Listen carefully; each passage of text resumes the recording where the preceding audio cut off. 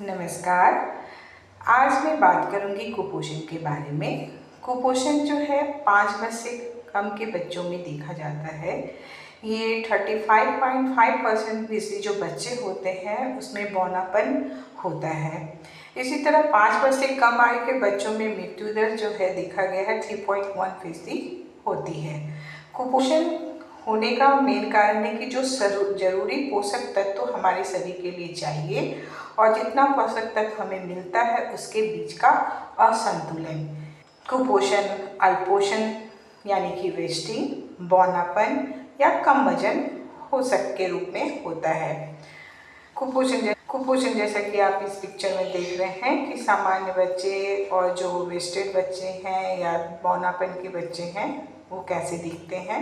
अल्पपोषण के कारण हो सकता है जितनी खाने की जरूरत है उतना नहीं मिलना, पोषक तत्वों की कमी होना या असंतुलन होना, आहार नहीं उपलब्ध होना, भोजन में पोषक तत्व जो है वो अवशोषित नहीं हो रहे हैं या बच्चा बार बार गंभीर संक्रमण से बीमार हो रहा है या अतिपोषण भी कुपोषण कहलाता है।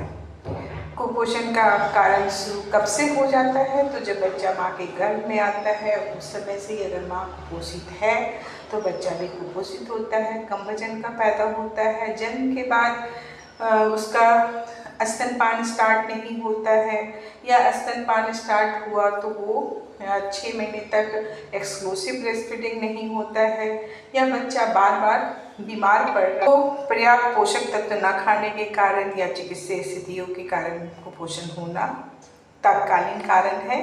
दूसरा कारण ये है कि बच्चे को अपर्याप्त देखभाल नहीं हो रहा है या जिस वातावरण में रह रहा है और दूषित पर्यावरण है, अपर्याप्त स्वास्थ्य सेवाएं नहीं उपलब्ध है, वित्तीय संसाधन है कि वो अपने भोजन के लिए खरीद सके, पौष्टिक खाद्य पदार्थ की सीमित पहुंच है या फूड इनसिक्योरिटी है या महामारी फैल रहा है उस समय भी कुपोषण के ज़्यादा के हो सकते हैं या कोई मौसमी आपदा आ जाती है तो जो कुपोषित बच्चे होते हैं देखने में कम वजन के होते हैं, सूखे हुए दिखते हैं, कमज़ोर दिखते हैं, उनकी हड्डियाँ निकली होती है, मांसपेशियाँ नहीं होती है, एडिमा होता है यानी कि सूजन होता है, पैर पतले पतले होते हैं, पेट निकले हुए होते हैं, उनका मानसिक विकास नहीं होता है, बच्चा सुस्त रहता है, बेहोशी की हालत में होता है, स्किन भी सूखी होती है, चकत्ते होते, फटे फटे दरार होते हैं, बाल एकदम टूटने वाला बाल होता है और बच्चा बार बार बीमार पड़ता है। जैसा कि बच्चे को खाने के लिए दिया जाता है तो बच्चा खाना नहीं खाता है। बच्चे के स्वास्थ्य एवं जीवन पर प्रभाव क्या पड़ते हैं? तो बच्चा का शारीरिक विकास रुक जाता है, बौद्धिक विकास रुक जाता है और संक्रमण या मृत्यु की जोखिम बच्चे में बढ़ जाती है।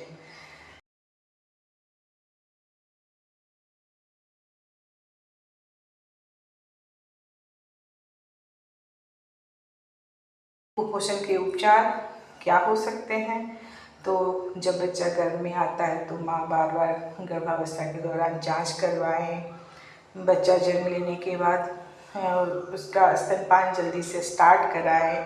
जो स्तनपान हो 6 महीने तक सिर्फ स्तनपान ही कराएं।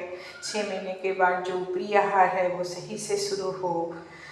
बच्चा अगर बीमार पड़ता है तो तुरंत स्वास्थ्य केंद्र में जाना है। बच्चे का वजन हर महीने देखना है कि बच्चे का ग्रोथ एंड डेवलपमेंट कैसा हो रहा है।